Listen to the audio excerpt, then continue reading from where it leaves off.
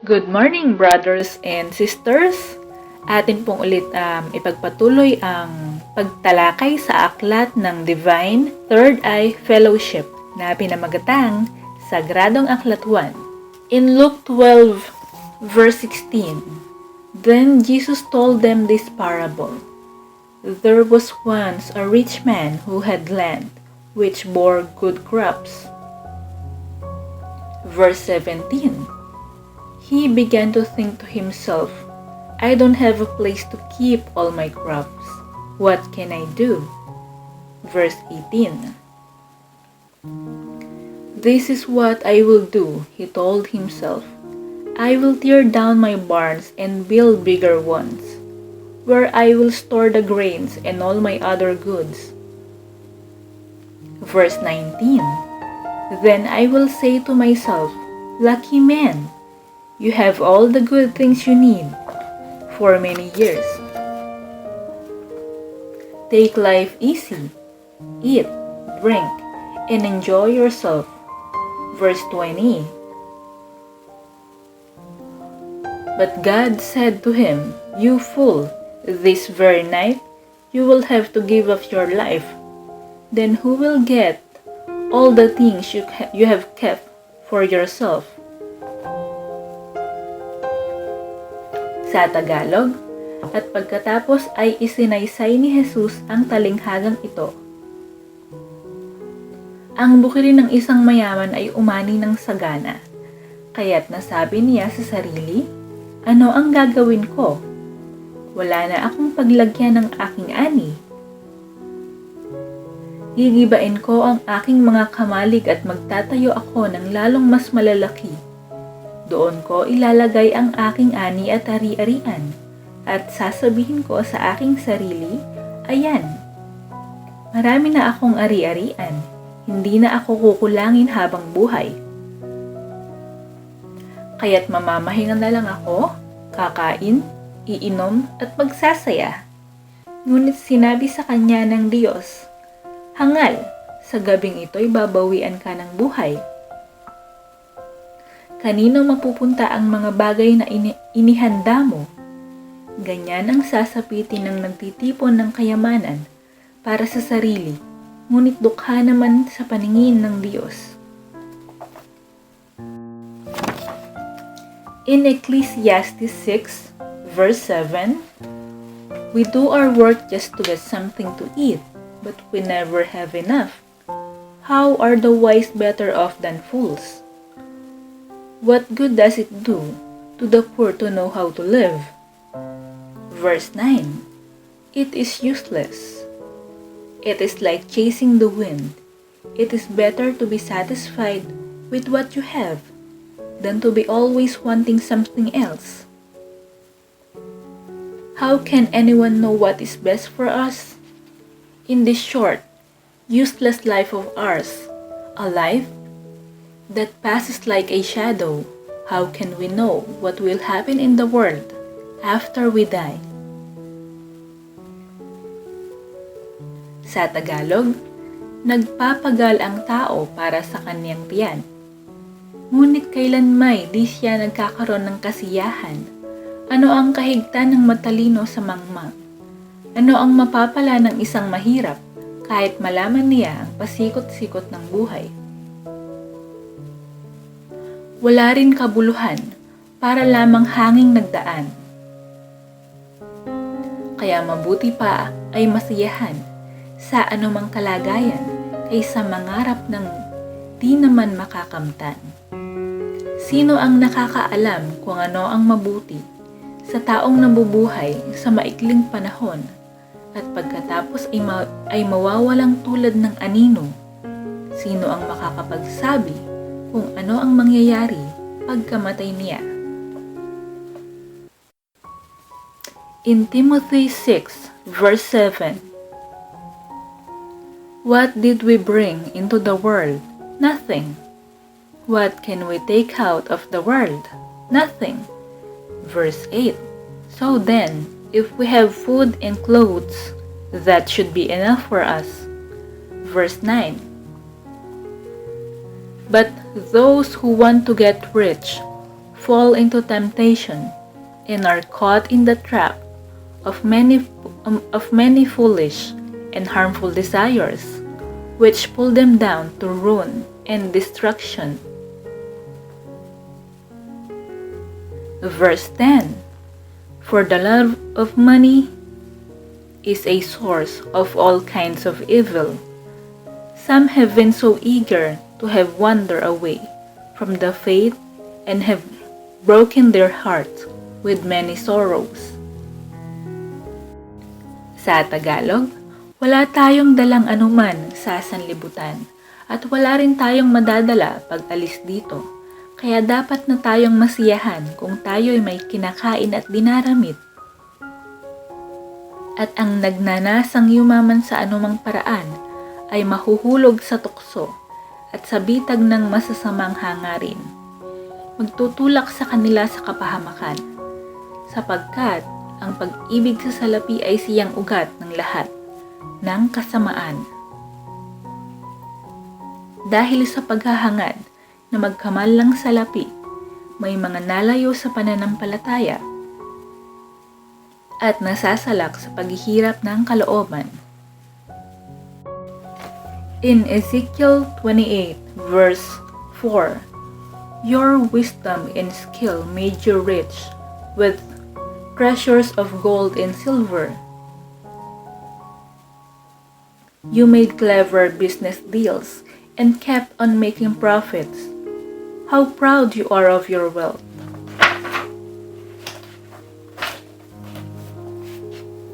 Verse 6. Now then, this is what I, the sovereign Lord, am saying, because you think you are as wise as a god. Verse 7. I will bring ruthless enemies to attack you. They will destroy all the beautiful things you have acquired by skill and wisdom. Verse 8. They will kill you and send you to a watery grave. Verse 9. When they come to kill you, will you still claim that you are God? When you face your killers, you will be mortal and not all divine. Verse 10. You will die like a dog at the hands of godless foreigners. I, the sovereign Lord, have given all the command.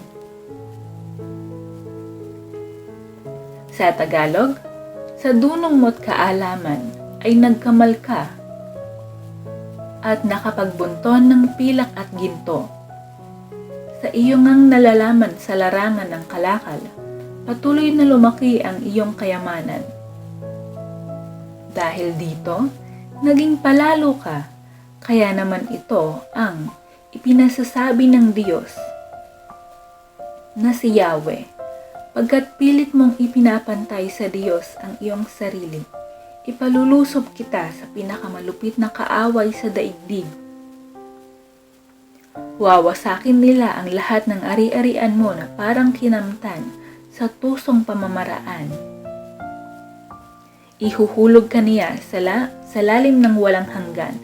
Papatayit ihahagis sa pusod ng dagat. Sa harap kaya ng mga papatay sa iyo, ay masasabi mo pang, ikaw ay Diyos. Noon mo malalamang ikaw pala ay tao lang na may kamatayan. Parang aso kang papatayin ng mga dayuhan, akong si Yahweh ang may sabi nito. In Corinthians 2, verse 7. But to keep me from being puffed up with the pride because of the wonderful things I saw, I was given a painful physical ailment which acts as Satan's messenger to beat me and keep me from being proud. Sa Tagalog, ngunit para hindi ko ipagyabang ang kamangha-manghang pahayag ng Diyos, sa akin, ako'y binigyan ng isang kapansanan sa katawan na nagsisilbing pamalo ni Satanas upang huwag akong magpalalo. In Peter 5, verse 8, be alert, be on watch. Your enemy, the devil, roams around like a lion, looking for someone to devour. Verse 9, be firm in your faith and resist him. Sa Tagalog, humanda kayo at magbantay. Ang diablo na kaaway ninyo ay parang leong umaatungal na aali-aliagid. Uulitin ko po. Sa Tagalog, humanda kayo at magbantay. Ang diablo na kaaway ninyo ay parang leong umaatungal at aali-aliagid na humahanap ng masisila. Labanan ninyo siya at magpakatatag kayo sa inyong pananalig sa Diyos. Sa Tagalog, humanda kayo at magbantay. Ang diablo na kaaway ninyo ay parang leong umaatungal at aaligid-aligid na humahanap ng masisila.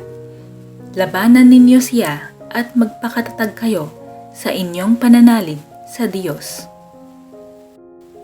In Ephesians 6, verse 16, at all times, carry faith as a shield, for with it, you will be able to put out all the burning arrows shot by the evil one. Sa Tagalog, taglayin ninyong lagi ang kalasag ng pananalig kay Kristo bilang pananggat pamatay sa lahat ng nagliliyab na palaso ng masama. In Hebrews 2, verse 2, the message given to our ancestors by the angels was shown to be true, and those who did not follow it or obey it received the punishment they deserve. Verse 3, how then shall we escape if we pay no attention in such a great salvation? The Lord Himself first announced this salvation, and those who heard Him proved to us that it is true. At the same time, God added His witness to theirs by performing all kinds of miracles and wonders, by distributing the gifts of the Holy Spirit according to His will. Sa Tagalog, ang salitang ipinahayag ng mga anghel ay napatunayang totoo at ang bawat sumuway o lumubag dito ay tumanggap ng kaukulang parusa. Gayon din naman, hindi tayo makakaiwas sa parusa kapag hindi natin pinahalagahan ang kaligtasang ito na napakadakila. Ang Panginoon, ang unang nagpahayag ng kaligtasang ito, at ang mga nakarinig sa Kanya ang nagpatunay sa atin na ito ay totoo. Pinatunayan din ito ng Diyos sa pamamagitan ng mga tanda at iba't ibang himala, at sa pamamagitan ng mga kaloob ng Espiritu Santo na ipinamamahagi niya ayon sa kanyang kalooban. Psalm 91, verse 1 to 16. Whoever goes to the Lord for safety, whoever remains under the protection of the Almighty, you can say to Him, "You are my defender and protector. You are my God."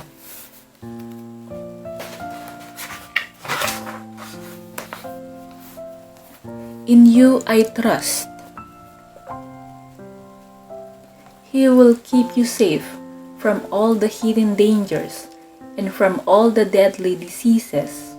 He will cover you with His wings. You will be safe in His care. His faithfulness will protect and defend you. You need not fear any dangers at night, or sudden attacks during the day, or the plagues that strike in the dark, or the evils that kill in daylight. 1,000 may fall dead beside you, 10,000 all around you, but you will not be harmed. You will look and see how the wicked are punished. You have made the Lord your defender, the Most High your protector. And so no disaster will strike you, no violence will come near your home. God will put His angels in charge of you to protect you wherever you go. They will hold you up with their hands to keep you from hurting your feet on the stones. You will trample down lions and snakes, fierce lions and poisonous snakes. God said, I will save those who love me and will protect those who acknowledge me as Lord.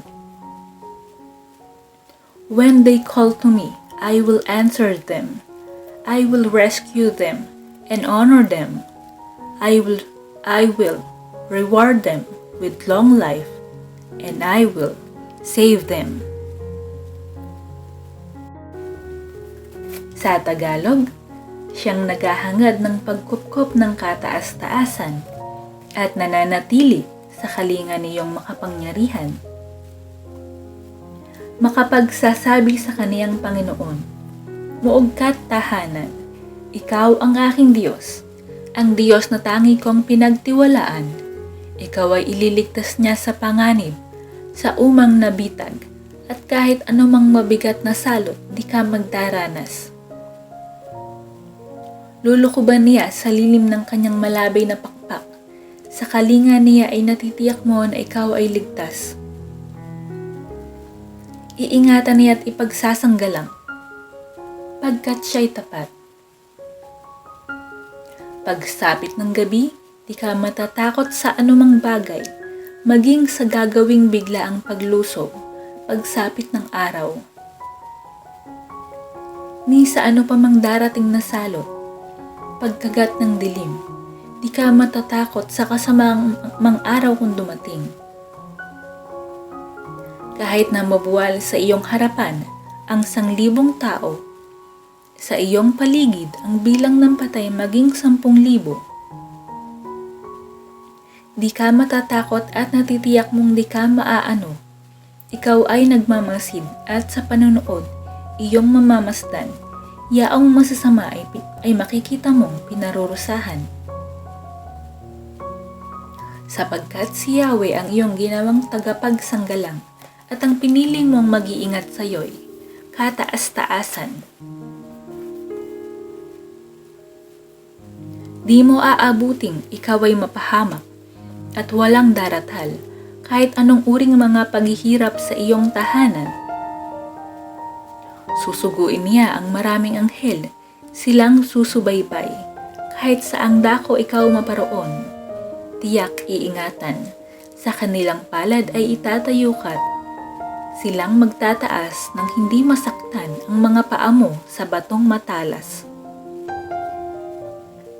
Kahit ang tapakan mo ay mga leon, ahas na mabagsik, di ka maaano sa mga serpiente at leong mababangis.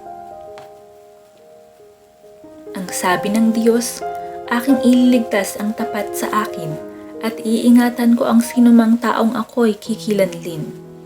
Pag sila'y tumawag, laging handa ako na sila'y pakinggan. At aking sasamahan, at kung may hilahil ay sasaklolohan, aking ililigtas at ang bawat isa ay pararangalan. Sila'y bibigyan ko at gagantimpalaan ng mahabang buhay at nakatitiyak na tatamuhin nila'y kaligtasan. So, here we are in Frequently Asked Questions to Divino Third Eye Fellowship. First, What is the Divino Third Eye Fellowship's way of life? The Divino Third Eye Fellowship's way of life is a guided way of life that seeks to maximize the benefits and blessings of the Divine Holy Trinity, in order that man may be able to follow willingly God's holy will and be a guide to all other men, so that there will be a perfect unity of man with God's creation. It is also a daily guide to living and doing all the things that are acceptable to the divine holy beings or divinos. Sa Tagalog, ano ang dapat maging uri ng pamumuhay ng isang kasapi sa Divine Third Eye Fellowship? Ang pamumuhay ng isang kasapi sa Divino Third Eye Fellowship ay isang uri ng pamumuhay kung saan pinagyayaman ang mga benepisyo at biyaya mula sa tatlong persona ng Diyos. Para ang tao ay sumunod ng buong puso sa kagustuhan ayon sa utos ng Diyos at maging gabay sa ibang tao para magkaroon ng perpektong pagsasama ang mga tao. Sa mga nilikha ng Diyos, ito rin ay pang-araw-araw na gabay sa pamumuhay sa paggawa ng lahat ng bagay na pinapayagan at tinatanggap ng mga divinos. Hindi ito isang uri ng relihiyon, kundi isang samahan tulad ni Kristo at mga apostol, ni Joseph ng Genesis, ni Daniel at kaniyang mga kasama na nakakaalam ng mga bagay bago pa man ito mangyari, at marami pang iba upang mapalakas pa ang paniniwala at pananampalataya ng tatlong persona. Samahan ito ng mga inaapi na aargabyadong mga tao na gumagamit ng hustisyang divino at sumusunod sa nasusulat sa luma at bagong tipan ng Biblia. In Exodus 23, verse 20, I will send an angel ahead of you to protect you as you travel, to bring you to the place which I have prepared. Verse 21, pay attention to him and obey him. Do not rebel against him, for I have sent him, and he will not pardon such rebellion. Verse 22, but if you obey him and do everything I command, I will fight against all your enemies. Verse 23, my angel will go ahead of you, and I will destroy them. Verse 25, if you worship me, the Lord your God, I will bless you with food and water and take away all your sickness.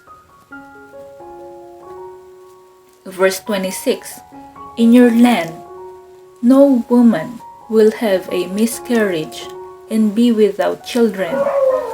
I will give you long lives. Verse 27, I will make the people who oppose you afraid of me. I will bring confusion among the people against whom you fight, and I will make all your enemies turn and run from you. Verse 28, I will throw your enemies into panic. Sa Tagalog, magpapadala ako ng anghel na mangunguna sa inyo. Mangangalagaan niya kayo sa inyong paglalakbay at papatnubayan hanggang sa lupain na aking inihanda sa inyo.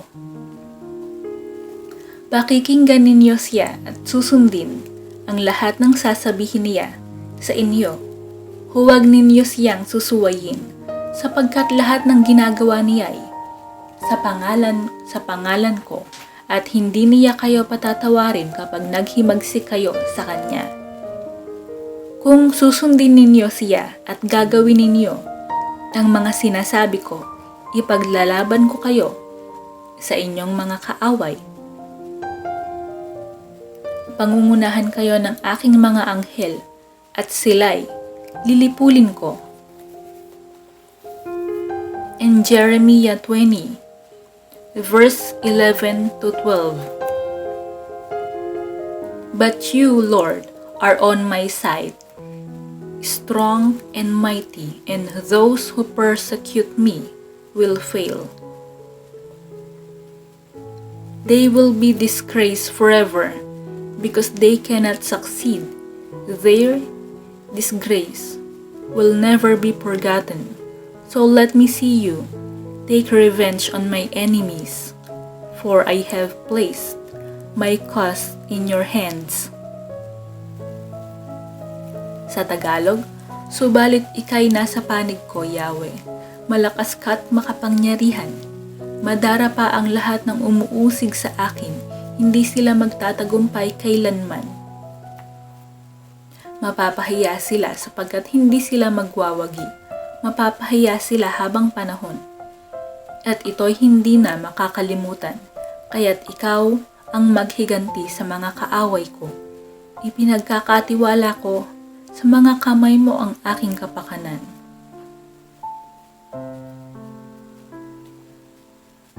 And we cried to the Lord for help. He heard our cry and sent an angel. Sa Tagalog, dahil dito, dumaing kami kay Yahweh, dininig niya kami at sinugo sa amin ang isang anghel. In Matthew 26 verse 53, don't you know that I could call on my Father for help? And at once, He would send me more than 12 armies of angels. Sa Tagalog, hindi mo ba alam na makakahingi ako sa aking Ama ng higit pa sa 12 batalyon ng mga anghel? At papadala niya ako agad? Matthew 4 verse 11. Then the devil left Jesus, and angels came and helped him. At iniwan siya ng diablo, dumating ang mga anghel at naglingkod sa kanya. Second frequently asked question, what are the advantages and benefits of living under the Divino guidance?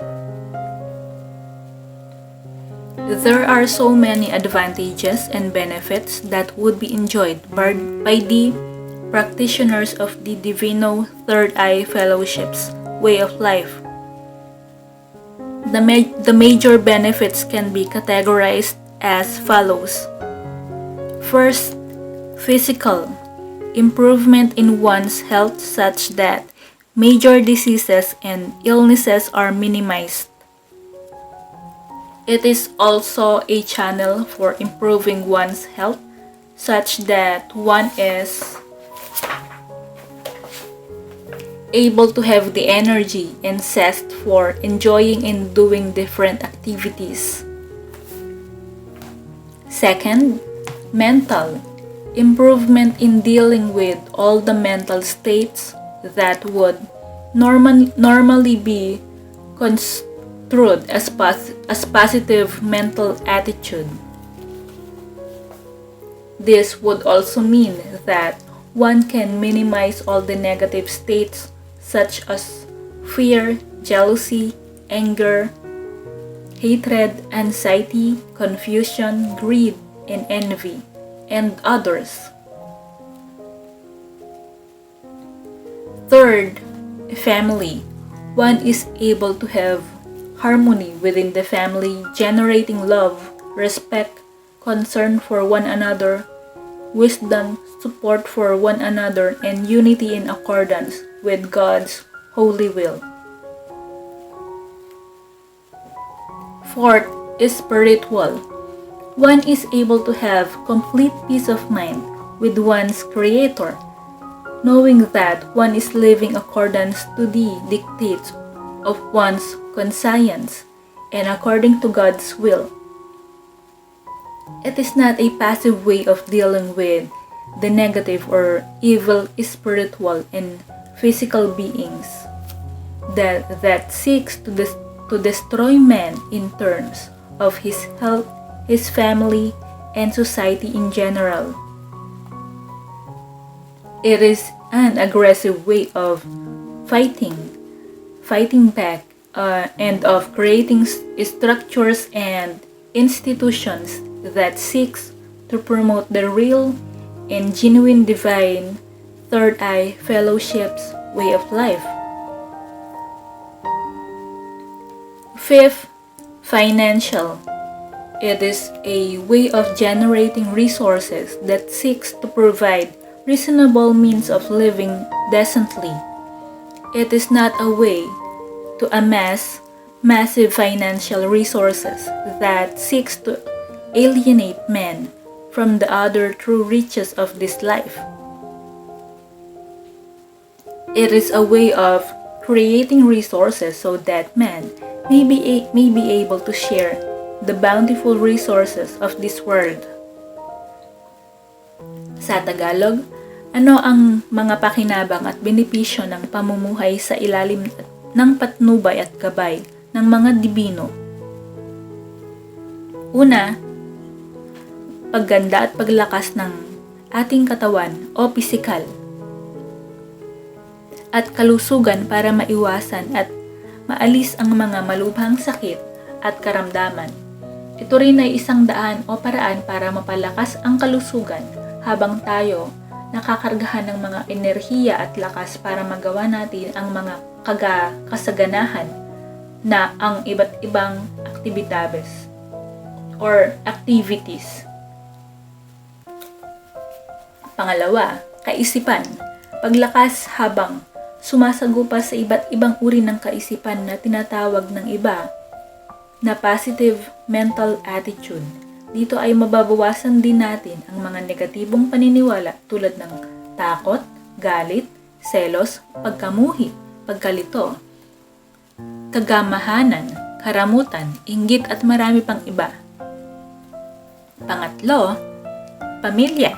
Kakayahang magkaroon ng masayang pamilya, mapanatili at mapagyaman na naglilikha ng pag-ibig, pagmamahalan, paggalang at pagmamalasakit sa isa't isa, katalinuhan, pagsuporta sa isa't isa at pagkakaisa ayon sa kagustuhan ng ating Diyos. Pang-apat, espiritual, pagkakaroon ng kumpletong kapayapaan ng pag-iisip sa makapangyarihang lumikha ng langit at lupa dala ng pagkakaalam na tayo ay nabubuhay ayon sa dikta ng ating sariling konsensya at ayon sa banal na kagustuhan ng Panginoon Diyos. Hindi ito ang pagtanggap sa mga negatibo o masamang espiritual at mga lupang nilalang na sumisira sa pamamagitan ng mga sakit, pangkatawan, at pagsira sa pamilya at ang ating bayan sa kabuuan.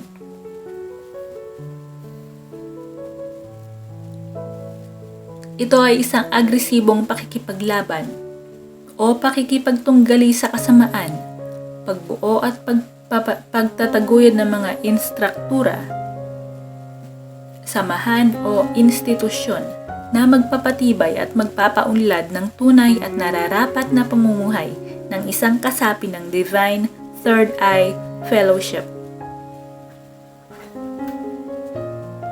Sumunod ay pinansyal. Isang paraan ito ng pagpapaunlad sa ating kabuhayan para mabuhay tayo ng may kaayusan. Hindi ito paraan para sa biglang pagyaman na makakapaghiwalay sa tao sa tunay na kayamanan sa buhay na ito, kundi ang mapasakamay natin ang karapat-dapat na kayamanan sa ating mundong ginagalawan. Third, frequently asked question in Divine Third Eye Fellowship. What are my obligations and responsibilities? The basic responsibilities and obligations that are required for a Divino practitioner are the following. First, openness and obedience to all divine messages, as well as instructions and commands Second, courage and strength to start living all the other divine activities.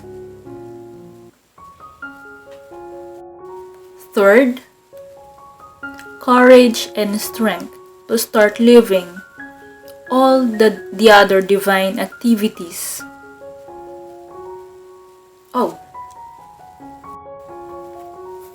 Third, persistence and patience to withstand all the problems and trial that would go in living out the Divino Third Eye Fellowship's way of life.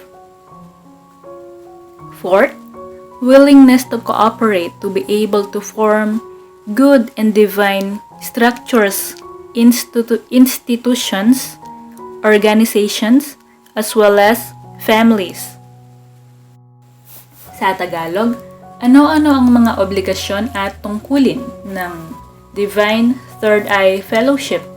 Ang mga responsibilidad at obligasyon na kinakailangan ng isang nagpa-practice sa Divino Third Eye Fellowship ay ang mga sumusunod. Una, bukas na kaisipan at pagtanggap pati sa pagsunod sa mga mensahe ng mga Divino. Kasama na ang lahat ng alituntunin at mga kautosang ipinapagawa. Pangalawa, magpairal ng katapangan, ng tibay at katatagan, simulang mabuhay sa gawaing pagdidivino. Pangatlo, pagkakaroon ng pagtitiyaga at pagtitiis para malagpasan at makayanan lahat ng problema at pagsubok na kaakibat ng divinong pamumuhay. Pang-apat, pagkakaroon ng kusang loob na pakikipagtulungan para makapagtayo ng mga samahan, institusyon, kapulungan at mga pamilya na magpapalaganap ng mga layunin ng mga Divino. Fourth, frequently asked question. How does it differ from other Christian groups and Catholic groups? Fourth, frequently asked question. How does it differ from other Christian groups and Catholic groups? What are the similarities? It is a Christian as well as Catholic group and a non-sectarian group that seeks to promote Christian doctrines and values. However, it is a deeper and more profound group that seeks to maximize the relationship between God and man in so many ways. It uses a lot of Christian verses and teachings found in the Bible, but it also uses secret and ancient prayers to enhance the relationship. Ano ang pagkakaiba nito sa ibang Kristiyanong grupo at Katolikong samahan? At ano ang pagkakapareho? Ito ay Kristiyanong grupo at samahan Katoliko na di namimili kahit anong relihiyon kinakaaniban mo, na may layuning mapalaganap ang Kristiyanong doktrina at alituntunin. Ngunit, isa itong mas malalim at kagulat-gulat na grupo na hinahanap ang mataas na uri ng relasyon ng Diyos at ng tao sa maraming kaparaanan. Gumagamit tayo ng mga Kristiyanong bersikulo at mga aral na mababasa sa Biblia, ngunit gumagamit din tayo ng mga makalumang sinaunang sikretong panalangin para lumakas ang relasyon. Number 5 or 5th, frequently asked question. What are the different biblical verses that points to the Divinos and how can one tap into their power?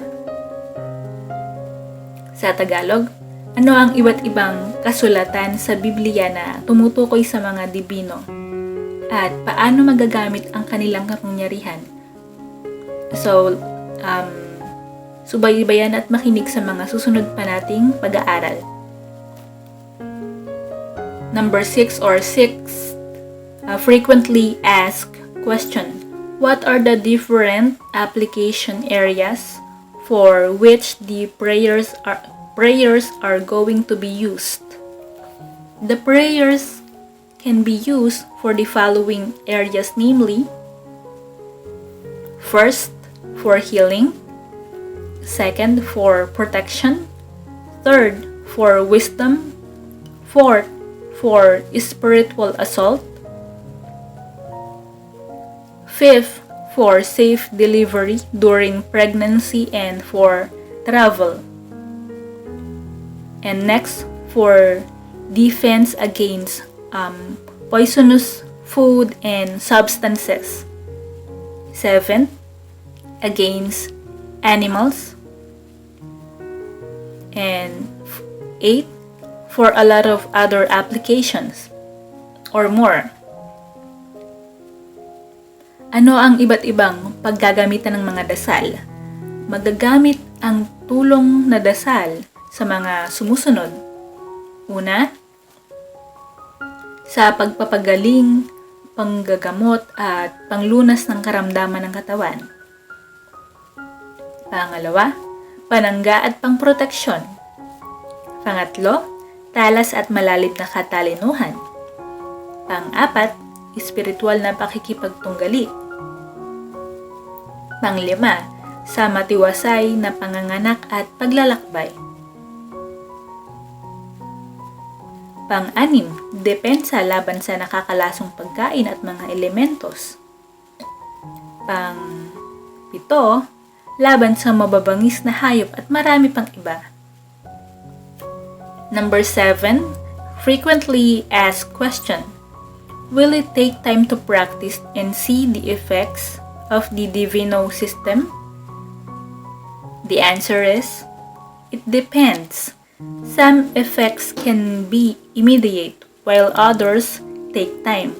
But the most important thing to remember is that the advantages and benefits will depend on the individual's willingness to surrender oneself to God's holy will, and his willingness to cooperate with God's divine plan for the individual.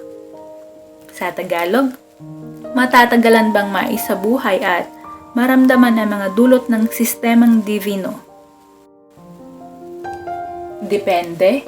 Mayroong dagliang dulot habang ang iba ay may katagalan. Ang mahalaga, huwag makalimutan na ang mga epekto ay ayon na rin sa kagustuhan at kakayahan ng isang tao na isaalang-alang ng buong puso ang sarili sa banal na kagustuhan ng Diyos. Number 8, frequently asked question. Will I have to attend all the different sessions of the Divino Third Eye Fellowship? All participants are encouraged to attend all the 5 sessions in order to really appreciate and learn all the different teachings. Every session is composed of lectures, handouts, testimonials, and sometimes healing sessions. Although all these sessions will be covered with written frequently asked questions, there is a lot of information that cannot be written down, especially with respect to testimonies and responses to questions by the different participants. Sa Tagalog, kailangan bang dumalo ako sa lahat ng mga pagtitipon ng Divine Third Eye Fellowship? Lahat ng kasapi ay inaanyayahan na dumalo sa lahat ng 5 pagtitipon upang tuwirang maintindihan at matutunan ang mga itinuturo. Sa bawat sesyon ay may mga aral, testimonya, at panggagamot. Maraming matututunan na di na kayang maisulat lalong-lalo na sa mga testimonya at tanong ng iba't ibang panauhin. Number 9, frequently asked question. What preparations do I have to make in order to really appreciate the teachings of the Divino way of life? Number 10, frequently asked question. What is the central focus of all these teachings. Number 11, frequently asked question, where is the ultimate source of power coming from? The central focus of all the teachings of the Divine Third Eye Fellowship is the Divine Holy Trinity and how they have created, loved, protected, and pardoned us throughout time in exchange for believing, loving, and trusting the Divine Holy Trinity. The gift of salvation is given as the ultimate reward. The Divine Holy Trinity have given us the angels as well as all the divinos in order for us to live righteously and fight back the evil forces that seeks to destroy man and all of the other creations of the Divine Holy Trinity. Sa Tagalog, ano ang pangkalahatang patutukuyan ng mga katuruan saan ang punong pinanggagalingan ng kapangyarihan? Ang pinanggagalingan ng katuruan o ng mga katuruan at kapangyarihan ay ang Divine Holy Trinity o ang banal na tatlong persona at ang kanilang pagmamahal, pagkalinga, pagpapatawad at pagtatanggol sa tao. Bilang katumbas ng pagmamahal, paniniwala at pagtitiwala sa tatlong persona, tayo ay biniyayaan ng kaligtasan. Binigyan din tayo ng mga tagapatnubay na anghel at divinos upang makapamuhay tayo ng matiwasay na may taglay na panlaban sa puwersa ng kasamaan.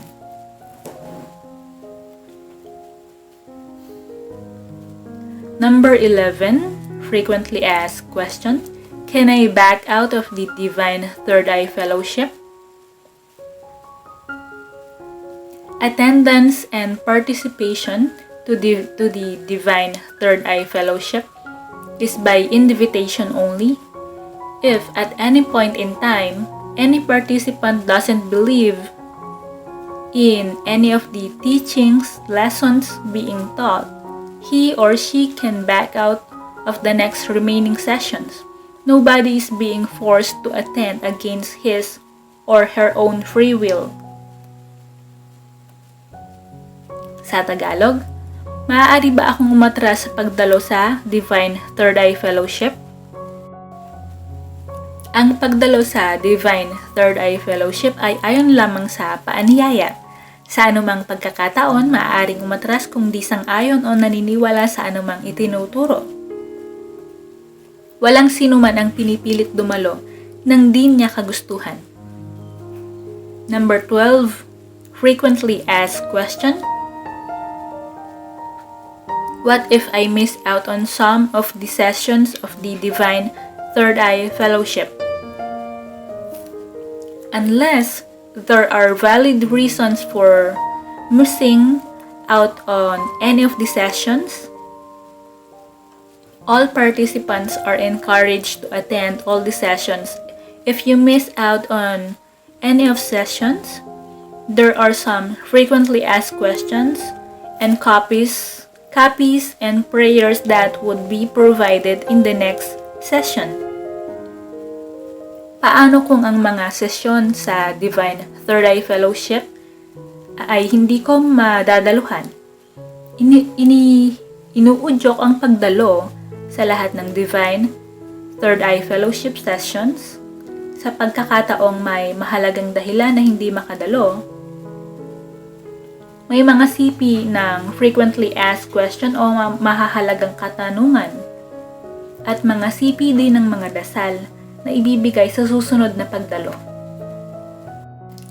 13th, frequently asked question. How can I maximize the benefits and teachings that I will learn from the Divine Third Eye Fellowship?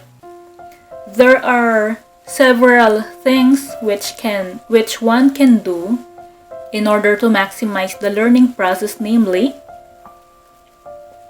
first, you can take down notes every sessions, especially on the prayers and applications. Second, you can memorize the prayers as soon as it is given to you and start using it in your own daily lives. Third, listing down all the questions you can think of, and you can ask it at every opportunity. Fourth, keep an open mind since most of the teachings, informations will be new and radical to the Catholic or Christian perspective. Number 5 or 5th, expect and believe that the miracles will happen in your life as soon as you start with the prayers and with the Divino way of life. 6. Cooperate and communicate with the Divino mentors and with your fellow participants so as to develop closeness and openness with one another. Lastly, be patient with all the new things that you will learn.